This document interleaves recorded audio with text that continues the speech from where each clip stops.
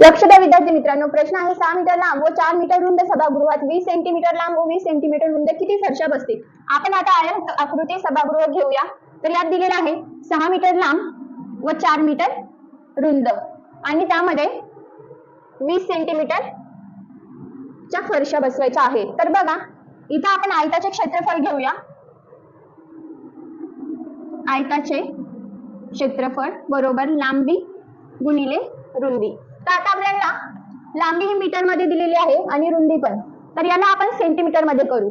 100 centimetre म्हणजे 1 metre. तर बघा 6 गुणिले 100, 4 गुणिले 100 खाली 20 गुणिले 20. तर बघा हे 2 शून्य गेले, हे 2 शून्य गेले. 2 दुने 4, हा 2 गेला, हा 2 गेला.